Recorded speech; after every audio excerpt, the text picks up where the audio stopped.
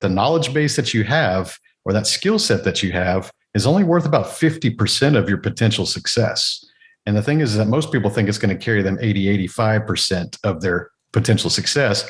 So what I always tell people is like, you need to go invest in business management knowledge equal to the skill set or the knowledge base that you bring to the table. So if you think that you're a world-renowned expert in this thing and people are going to hire you because you do it, but hey, if you want a successful business, you got to understand business. Are you seeking a better way to accelerate your sales, to scale your business, to live a life with no limits? Accelerate Sales Podcast features global experts who have cracked the code to recurring revenues with proven sales systems and get you on the fast track to scaling. Now let's accelerate your sales with today's episode. Welcome to the Accelerate Sales Podcast. You're going to learn three incredible things from today's guest. One is the number one asset that most business owners ignore. The second is how processes can make you life-changing money. And the third thing is what you need to prepare to maximize an exit. Welcome again to the Accelerate Sales Podcast. If it's your first time, I'm so glad that you're here. If you love it, subscribe. If you're a regular, always welcome those reviews, whether it be on Spotify, iTunes, whatever platform you're listening to today. Please take notes, and I spell out key things in the podcast, but there's also a summary in our show notes at paulhigginsmentoring.com/podcast. And also you can get a full transcription if you want. I do look down and I take notes. It's because I'm getting those show notes so right for you, but also it helps me ask better questions. So I'm always interested in the guest, and I'm very interested in today's guest. So he is known as the Side Hustle Millionaire, which is the same as his best-selling book on Amazon. He had a corporate career of over 25 years, mainly in oil and gas, then in automotive. And then he had a couple of side hustles on the side that actually turned into multi-million-dollar businesses. And with a life-changing accident in 2015, that's when he left corporate to pursue these. And he still runs some businesses, but what he really loves to do is actually help other entrepreneurs to both start, scale, and exit their business. And he gives lots of value in that area today. So now what I'll do is hand you over to Tony Whatley from 365 Driven. Great to have you on the show, Tony. Hey, Paul, thanks for having me. I'm looking forward to maybe sharing some insight with your audience and getting to know you better as well. Yeah, well, I was fortunate, as I said in the beforehand we went live, that I listened to one of your podcasts, which I'll highly recommend, and we'll leave the name in the show notes for sure. But I was listening to you and your backstory, and we're just talking briefly about that. So I sort of understand you as a person, which is fantastic. But today we're really looking forward for you to share some of your knowledge around scaling and exiting businesses. But why don't we kick off with who are the clients that you love to work with at the moment? Typically, my one-on-one coaching clients are 7- and 8-figure revenue type business owners that maybe have a small team. They're overworked. Maybe they're chasing revenue figures out of ego because they think that validates them as an entrepreneur. But I really focus on just trying to maximize profit, also minimizing the time involved, because I think that a lot of times people feel like they have to do everything themselves, or they don't trust other people. There's a lot of trust issues. They don't have the systems and processes in place to be able to scale properly. They don't even know what processes are a lot of times. So they have these high turnover with employees, and they're always having to retrain new people, and they're frustrating themselves. And they train somebody up and they last a year, then they quit, then a new person comes in and they got to train them again. And so they're wasting this time running on this never-ending carousel. And we step in and teach them how to write processes. Just document what you do, document the roles and responsibilities, create the org chart so people have a visionary of where they're going to head to, what's their job sequence, their career progression. And I understand that, 25 years of my working in corporate at a very high level, that I was around that all the time, especially in the management ranks. And I was able to take the things I learned from corporate and apply them to small business. But I was really blown away probably about 10 years ago when I started doing this consulting, how many small business owners had not had that corporate experience. They didn't even know what we were talking about until we introduced it. So I realized there's a big need for the knowledge that I brought out of the corporate side. Yeah, and look, to be honest, I even found when I worked in other corporates, and I was fortunate to spend most of my career at Coca-Cola, was all of my working career at Coca-Cola, and I was amazed at just how sophisticated they were after 150 years and making lots of money, which meant that they could invest in their processes and their people. Compared to other businesses, I'm like, oh wow, you don't have this, you don't have that. It was quite surprising. And look, we'll dive into that more in a moment. But as far as is there any type of business, like you said, you've given a revenue, and I'm glad you mentioned profit, just not revenue, but gave a revenue number. Well, what about, are they all B2B? Are they service based? Is it a mixture?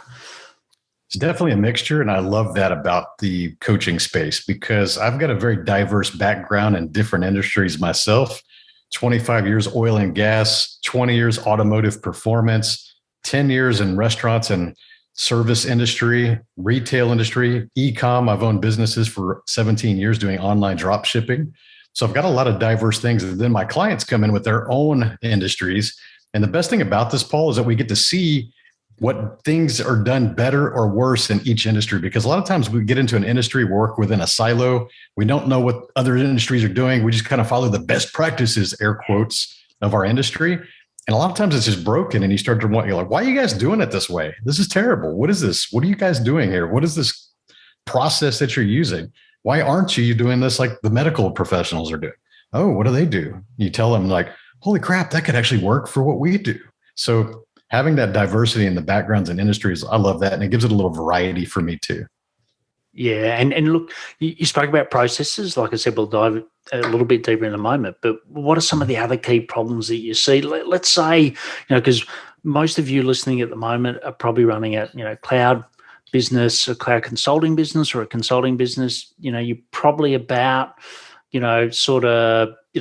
less than 20 people, maybe turning over between, 500 to sort of 2 mil. That's sort of the sweet spot. So given that, what are some of the problems that you see in particular in that space?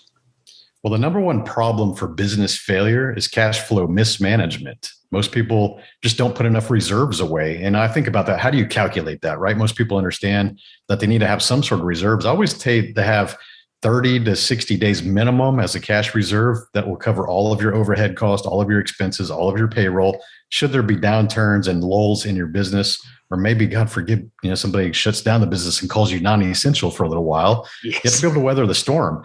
So the longer that you can build that war chest of money, you can just really have a lot easier anxiety-free working and operations because you understand like, hey, we got this if things go down. We can figure this out. Because the number one problem I see with a lot of businesses is that they don't keep that reserve and then they deplete it and they're having to basically rob Peter to pay Paul. So they're taking in new work to be able to pay for the old stuff that they should have already completed. So this is a never-ending cycle that becomes this never-ending tailspin that just results in a crash. So always make sure that you can get ahead of that. And also relies on the business model too. A lot of times people think about starting a business, but they do it as a cash neutral business model where they're having to do all the work up front, taking on all the risk before they get paid. Now, cash positive is when you get paid before you do the work. And then cash neutral is when you try to just have the invoices based on milestones where it's like, hey, we'll do 20% of the money. You do 20% of the invoice, and then we'll do 40%, and you invoice for 40%. So that's kind of neutral. So don't go cash negative. Try to stay neutral or positive.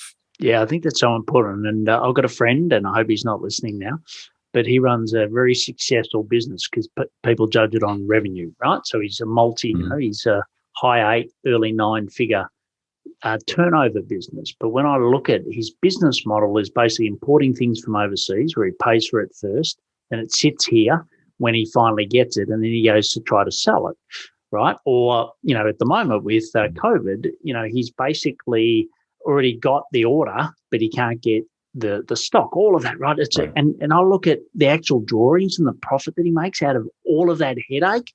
I'm thinking, no, I'd much rather run a very simple service business. So, I think you're right. And what do cash flow is really important.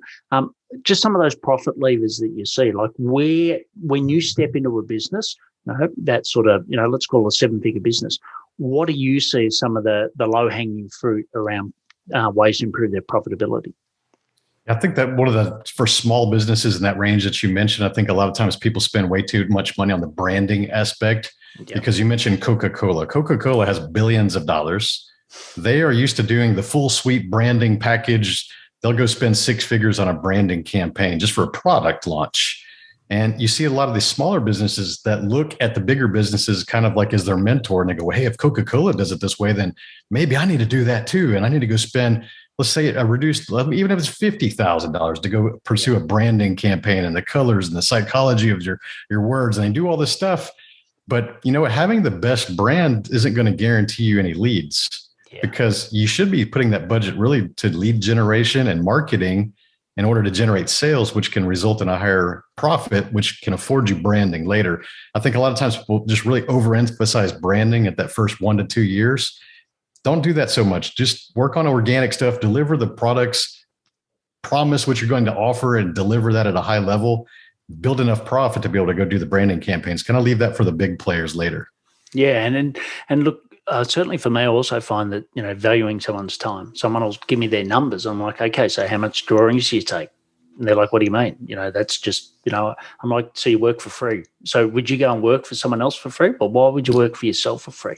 So I think, often people just don't really understand. You know how you talk at the start around corporate and processes? Like you and I have, been very lucky that we've been trained in some fantastic businesses. It's the same with finance, right? I find that a lot of owners don't really understand their numbers. I have a rolling profit forecast that I look at every week that is on a monthly basis to actually know my numbers.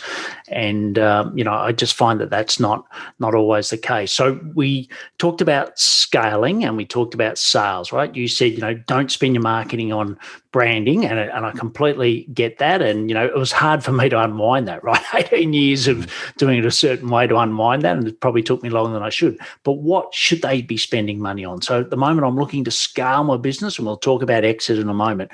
But if I'm looking to scale my business, what do you see at the moment are the key ways of doing that? I'm going to present this in a way that says that maybe you don't have a lot of financial reserve to be able to go hire a bunch of employees, because that's the obvious way to scale, right? Create more processes and systems, let employees kind of grow from that organically, if not.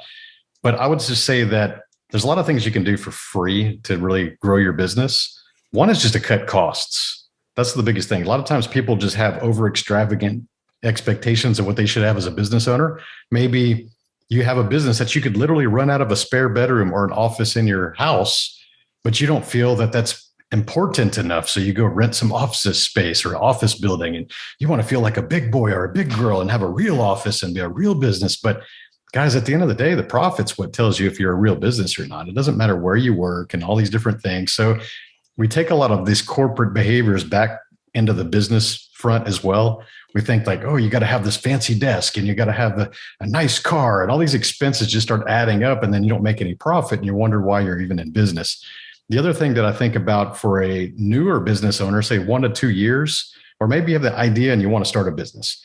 A lot of times people really rely too heavily on their knowledge base or their skill set. Maybe they got a talent or a skill set that they're being really well compensated for in their corporate jobs, or they have a knowledge base. Maybe they're just really intelligent, or they an authority on some subject. So they think, hey, I know this stuff, or I can do this thing. I'm going to go start a business and I will be very successful.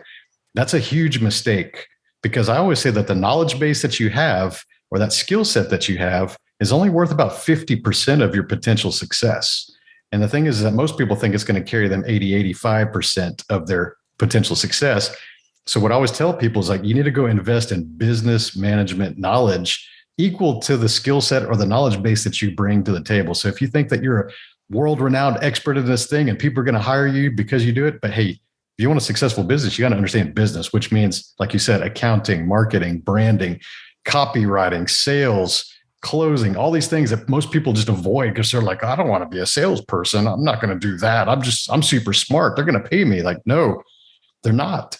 Because if they can't find you, they're not going to know how to do business with you. You could write the very best book in this world, but if nobody could find it, it wouldn't even matter. Yeah, look, so true. And, for me, Tony, that was me leaving Coke, right? I was smart enough to go and get a small business coach because I knew that I had to be, there's some things I needed to keep, but there's some things I needed to be retrained or learn for the first time. Like you said, 50%, I think that's a really good analogy based on my experience. But, for me, it was always, I'll build it and then then go and find my audience, right? That's just such a painful way of doing it. And sadly, that took me too long to do that. So for you, right, I know that you're someone that's got an amazing community. We'll mention at the end, and we'll put in the show notes the link to the Facebook group as well, so people can go to do that, which I just joined. But for you, if you want to start that audience, start that community, how do you go about that? Ooh, this is a good one. Nowadays, it's very confusing when you want to start a community. First of all, you've got to have a reason for people to want to be a part of your community. And not all business models or products require a community or warrant a community. Kind of get that out of your system. Yeah. So should you decide that your product or your service or your movement or your mantra warrants starting a community that you think people would like to be a part of, that they'd like to engage and be something bigger than themselves, right? Now the thing about is you're competing against people that just think about followers. Nowadays it's social media. We got TikTok, LinkedIn, Instagram, Facebook. Everybody's really concerned with followers. They want followers for some reason. Like, to me, if you have a bunch of fake followers, like these other people pay for these, they literally buy fake followers. Those fake followers paying fake dollars. So what does it even matter? Like, you and I know billionaires that don't have any social media. So what doesn't matter? So The problem with follower chasing is that it's very egocentric. It puts you at the top of the pyramid, and you think that everybody's just here to follow me because I'm super awesome and look at my awesome life. And that's kind of what you're thinking that's going to build a community, but that's just a follower group. That might be a fan club. It's not a follower group. It's not a community, right? There's a distinct difference. So when you want to build a community, you have to realize that it has to be bigger than you. It's not you at the top of the pyramid. I think about this visually as an upside down pyramid, but you're at the bottom holding it up. So you're holding it up above your head because you're just the leader of this community, but it isn't about you. It's about the entire community. And as a community leader, my duty is to facilitate and create opportunities for my community members to link and gather and become friends. Because the best way I want to visualize this is I'm building a virtual bar, like Cheers, right? You want to go where everybody knows your name. You want to go where everybody recognizes you and glad that you came. Like, if you think about, if I could just build the virtual bar and have enough interest things going on in there that people want to show up and hang out and keep seeing their friends. And I have these live events and people get off their keyboards and they come hang out and they meet each other and they give each other hugs and they shake hands and they know each other by first name and they become friends. And then they go back to their lives and they collaborate and they do all these things together. That's what I do.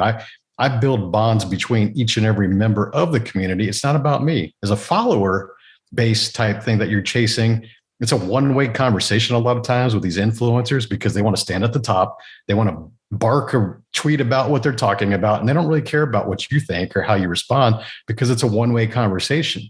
Community leaders understand that it's a multiple-way conversation, and the links don't just go from me to them. It goes from me to them and them to them. I want to make sure that those links are always established. Yeah, look, I think it's a great point. And to be honest, I've mainly run memberships, right? And memberships were normally based around me, right? Me as the thought leader, I'm providing the value, but I'm about to launch a community for cloud consultants. And I think it's a really valuable point where it's actually, peers talking to each other. And, I find that a lot of people are on a platform where, they're on the one platform, might be Salesforce, Microsoft, whatever. So that's all they hear. So your point before where they don't look outside their industry, they're all saying the same. And the other thing is, the platform partner's not there to really support them, right? They just want them to sell licenses. So therefore running that business, that 50% you said that you need, who do they get that from? So, to me, I want to launch that as a community so peers can actually go across platforms and help each other. But where do I start, right? I've run memberships before, and I know this is a bit of a selfish question, but you might be looking and thinking about this in the future yourself. But where do I start for something like that, or to get that, to get that first domino going? I mean, it's really just as simple as starting something like a Facebook group nowadays, which is very simple to do. And if you don't know how to do that, you can find YouTube videos, or even Facebook has how-to articles on how to create. It's very simple to create a Facebook group. Literally, you can do it in 5 minutes. It's not that hard. And that's a good way to start. But I would say that as your group starts to grow a little bit bigger, and maybe you want to have more direct communication with your group, look for external apps like Mighty Networks.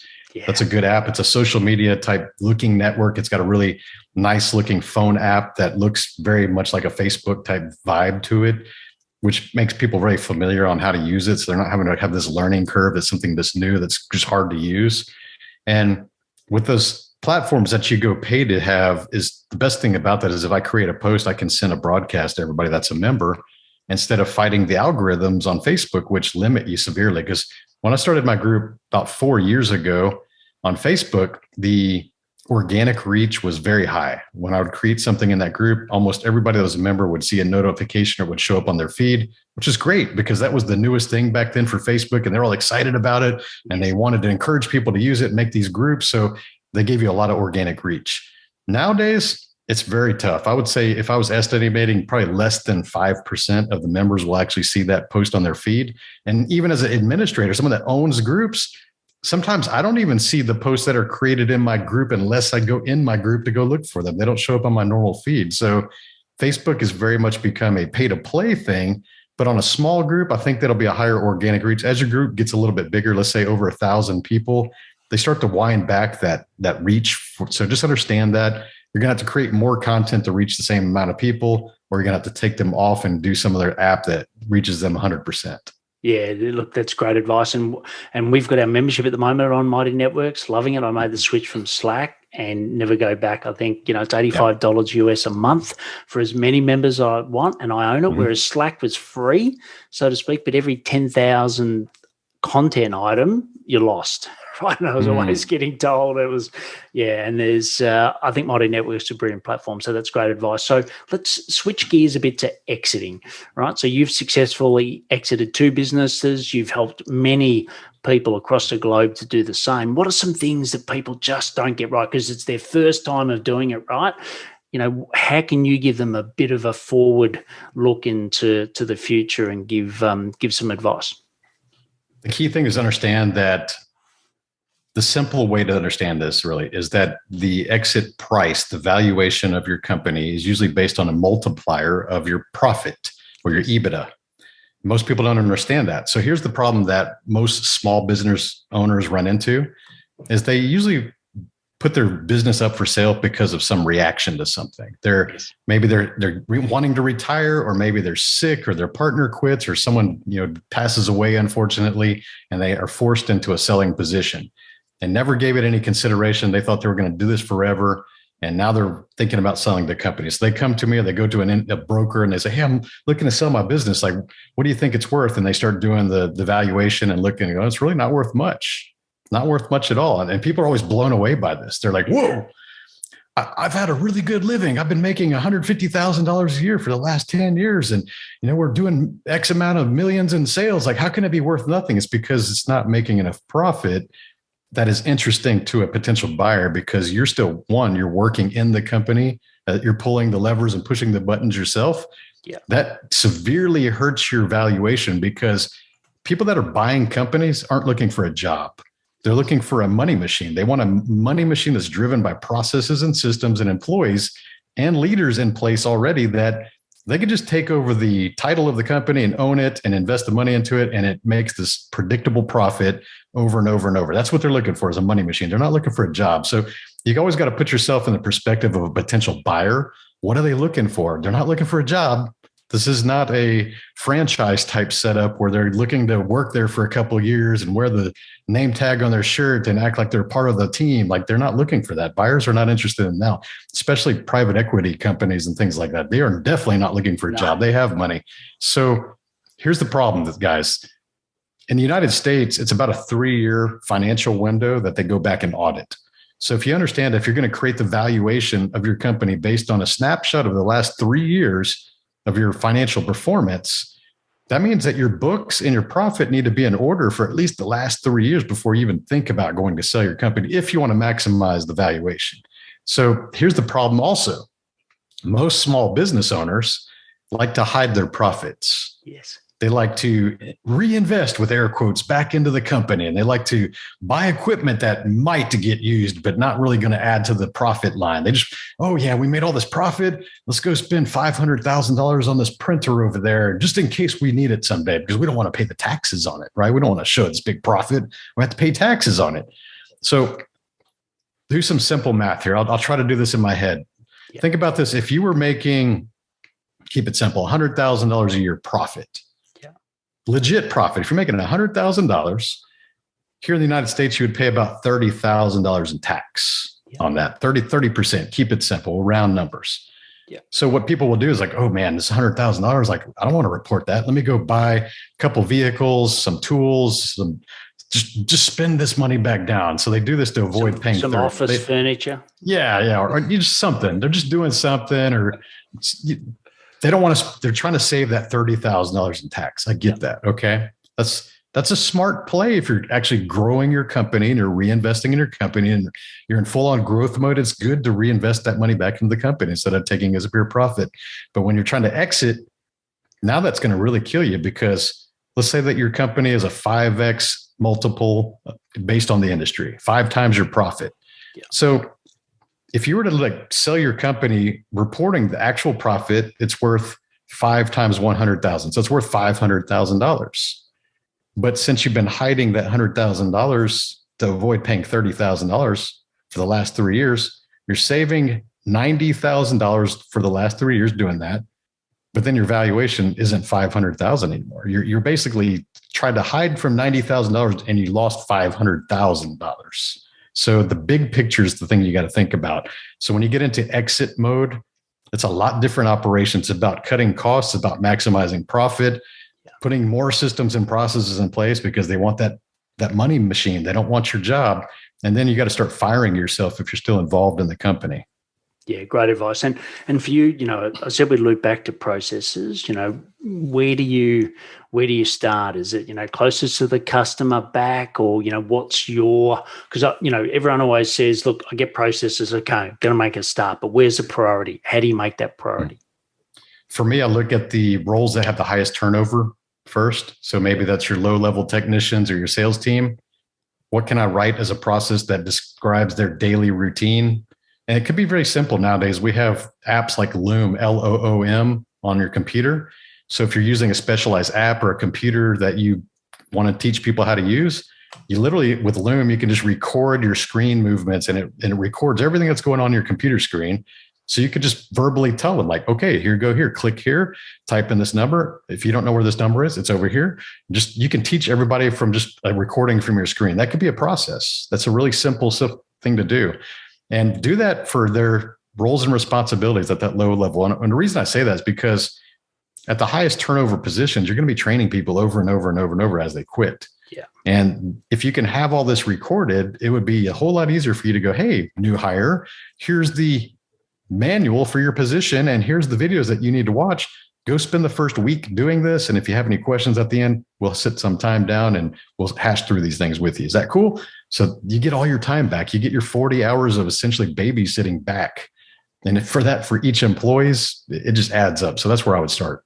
Yeah, I think that's great advice. And, for me, it used to be, a lot of people had manual calendars. Everyone now has got a digital calendar. I think it's the same around project management software, right? A spreadsheet and a Google Doc is not a project management software. It's not a system, right? So make it easy for people and put them in. I must admit, even when I go back to corporates now, I think actually as a small business owner with the tools and the affordability now, in the old days, a large company had access to technology that no one else did. So at Coke, one of our advantages is that we had access to technology no one else did. Now it's the flip, right? They're stuck with large systems that aren't flexible, where now as a business owner, we can go out and buy, we can swap project management software very easy or pick one. So highly recommend that. Have you got any particular technology that you use around processes? I think for small businesses, you can actually use the Gmail calendar for a really rudimentary project management, because it's really easy to drag blocks and put on time blocks. I mean, everything I do is based on a Gmail calendar. Most has it on their phone. If not, you got an iPhone that's got Apple's calendar in it. Just start using calendar apps, because I think that a lot of times people say they don't have time for things. They're just not managing the tasks. Yeah. Time, you can't manage time. Time is the same. It passes at the same speed every second. There's no controlling time. So you're not managing time, but you can manage your tasks. So your fitness, your family time, your vacation, all that goes on your calendar. And like you said, if you're in an organization with shared calendars, which a Gmail can do, you can have access to everybody else's calendar to see what they're working on, when they're going to be on vacation, all that. And it's just a really quick, easy app that most people have.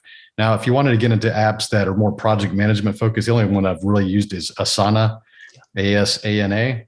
Very easy to use, very quick to add teams and just show tasks, and kind of like it does like the Gantt charts and things like that. So there's a lot of different apps out there for sure. Just use the one that's within your budget, that also gives an idea of where you're going to scale, because a lot of times people use these really free or cheap things, and they're not really thinking about where their company is going to be in 3 or 4 years and how hard that's going to be to convert over to a more professional software later. Yeah, and I think just to build on that, also get the people that are going to use it the most to pick it. I've seen so often that that people will go and pick one because they like it, and then the team doesn't get engaged and doesn't use it. If it doesn't work unless everyone uses it. I think that's that's definitely been our learning. So as far as you've talked about building up for the exit, etc. So what I've also found is that, you, especially people that have come from corporate, which a lot of you have, you had all these processes. So then you went to freedom, right? And I suppose what I'm hearing from you is that you actually got to nearly look like you are reporting to a board, or you're actually, you're using your time, you're using your assets, and it's sort of foregoing a little bit of that freedom to get a bigger prize at the end. Is that what you see in business owners, and is that how you got to help them to realize that, hey, if you really want that nice golden egg at the end, you've got to actually give up a little bit of freedom in the short term to get it? Absolutely. There's always that hard time to start up. Everybody's got to go through that. But once you get processes, systems, and people in place, you'll be able to get that freedom and your time back. You also mentioned this earlier. There's 2 topics that kind of came to mind when you're mentioning this. One is that there's a really high reluctance for people to spend money on people, employees, or equipment to grow their business, because they look at their profit and they're like, oh man, we're just not making a lot of profit. I don't think we can afford this employee, right? Guys, you got to understand that employees, there should be a ROI. There should be a return on that investment. Whatever employee costs, there should be some factor that's measurable that's going to show more to your profit. Like, obviously, you would never want to hire employees that are just going to kill your bottom line, but there should always be some level of contribution from those employees. And I'm not sure about the Australian laws over there, but here in the United States, especially in Texas, if I hire you and you're a low performer, I could fire you 2 weeks later. So it's not a final decision when you employ somebody. It's got to be like, hey, these are my expectations. These are the level of quality, the delivery times, the expertise you're bringing to the table. Like, you have to put these in the roles and responsibilities, very clear on what you're measuring them on, and give that to them. Because even high performers want to know that, because they always want to know what the benchmark is that they're being measured on. Everybody wants to know where they fit in, what they need to be doing, and what their expectations are, regardless of their performance. Yeah. And so invest in those people and start to look for that ROI. And if it starts to show up, you'll gain the confidence to be able to do this again and again and again. Most people just avoid hiring their first employee forever. And the reason why is they don't understand the money per task that they're doing. So here's how I think about this. Maybe you don't like doing bookkeeping, because a lot of people don't. Yes. They don't like doing bookkeeping. Like, most bookkeepers and CPAs are kind of geeky about it. They love it. They're like, oh yeah, give me the numbers, and they speak in percentages and all this stuff. And you're like, yeah. Just give me the P&L. I don't care about the other stuff. Like, yeah, that's cool. Like, shut up. Right. Yeah. So think about this. If you don't like doing bookkeeping, but you're doing it, what would you pay somebody per hour to do that? Would you pay them $20, $25 an hour to do that? Yeah. Okay. Maybe you would. So how much would you pay yourself as an owner? What is your hourly rate? And that's an easy way to think about that, is like, what is my net profit that I pay myself at the end of each week? And how many hours did I work that week? Do a simple division. You'll figure out what your hourly rate is, right? So let's call it $100 an hour, right?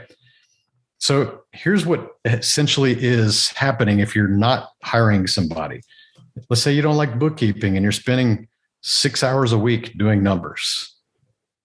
You're basically paying yourself $600 an hour to be a bookkeeper, and you're not even that good at it, and you don't like your job doing that. So you're the highest paid, least effective most inexperienced bookkeeper in your entire city.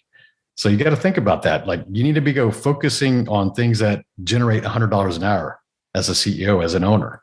Quit worrying about these little administrative tasks and running around town and buying supplies and all that shit that's wasting your time. Like just go focus on, I need to go do this and just pay somebody to do that, invest that, gain your time back, go focus on making the $100 an hour stuff. Yeah, look, I totally agree. And I think, for a lot of the cloud people that we work with, are so in love with their product and so in love with the feature set that they forget that they've got to be found. And you mentioned it before around a book. I might write a best-selling book, but if no one actually finds it, no one's going to read it, right? So it's a similar thing. So I think, I always asked with my team, I always ask a simple question, what's the opportunity cost? Like what I'm about to do, can anyone else in the team do it? And if anyone else in the team can do it, there's an opportunity cost for me doing the things that only I can do. So go back and have a look at, what you've done over the last week and just see, are you doing things that only you can do? And I think to your point, Tony, which is a really good one, is that often people find, no, what I'm doing is just filling time, right? I'm just, I've gone through another day, right? Don't do that. The opportunity is too great. And Tony's podcast that I listened to in preparation for this is a brilliant one. And 365driver.com/podcast. You can go and listen to that, but I really recommend you go and listen to that episode because it's not just talking about the topics that we've talked about here, but he's also building on how you need to run your business with your health and other things. So look, I could talk to you forever, Tony, but why don't we go now into the deep dive where I'll ask you 4 questions and you'll give me some rapid replies. You okay with that? Let's rock. All right. Well, the first one is, what are some daily sales habits you do to accelerate your sales? Follow-ups. There was so much gold in follow-ups that most people avoid it because it's uncomfortable. I've already reached out to that person and they ghosted me or they didn't even reply. So therefore they must dislike me or they're mad. I don't want to bother them. Like these are the kind of things that people think about in their head. We all think about this, right? Yes. But if you were just to go back in your inbox and look at the calendars of the meetings that you've had in the last month and just reach out to them. Hey, I'm still thinking about you. Just be polite, be sincere, be yourself. A lot of times people just forget. I get follow-ups all the time on myself because people will be like, hey, emails just get buried, guys. If you're busy and your client is busy, emails get buried, especially if it's the order of precedence. Like you got the things that you need to go take care of and they kind of distract you and the thing makes it to the second page. They may never even see it again, right? So understand that their lives are just like yours. Don't be afraid to reach out and have that follow-ups because I'll tell you that it's very hard to get that initial lead. It's very hard to get that meeting with somebody because that's what we're paying on the marketing copies, just to get them in the door, just to get the interest of you. And most people, unfortunately, waste that on one point of contact. They don't even do the follow-ups. And I'll tell you that even like my retail business, I have a wheel business that sells wheels for cars. People will send me emails on a daily basis wanting a quote. We'll get a quote sent out to them. Don't hear about them. And initially you're thinking, well, they probably found it somewhere cheaper. They probably bought it somewhere else. Like, I'm not going to bother them. They're not my customer. Like what are all the excuses that we can have, all the objections. And I'll just say, hey, go back and follow up, check on them, see if they need another quote or had any other questions. And just from those follow-ups, I'd say it's about 40% conversion on average. 40% of zero if you're not doing any follow-ups. Like that's a big, big conversion number. Because I would say out of all your marketing campaigns, we always shoot for like 5 to 10% conversion, which is really low. It's not that good when you think about that, when you're competing against all this noise out there.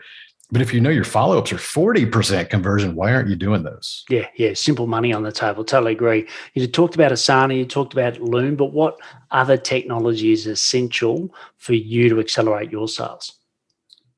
Nothing's really essential, but I do like to use Evernote to keep mental notes on my phone. It's kind of like it's replaced all the Post-it notes that we usually have in our computer and our desks. Like I don't have any Post-it notes anymore. It's all in Evernote. And what I like about it is that it's on my phone and it's on my computer and they're linked together. So if I have a note or something that I want to jot down, or maybe I'm listening to an audiobook or a podcast, I go, oh, I want to save that information. I'll just pull out my phone, pause it, type it in real quick, save it. It's there. And it's so handy because I think that more that I can write down, the less I have to remember, which makes me less anxious and have less stress. Yeah, your virtual memory. And look, as I was speaking off air to you, I had kidney failure, and it was like kidney fog, they call it, where your brain, you can't remember anything. Evernote became my best friend.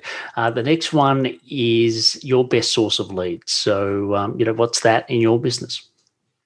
My best source of leads. Got a tongue twister there. My best source of leads is just really helping other people on social media and on different groups and communities. And I've been doing this for 20 years. So I'm the wired type of person that will not scroll past somebody's genuine question.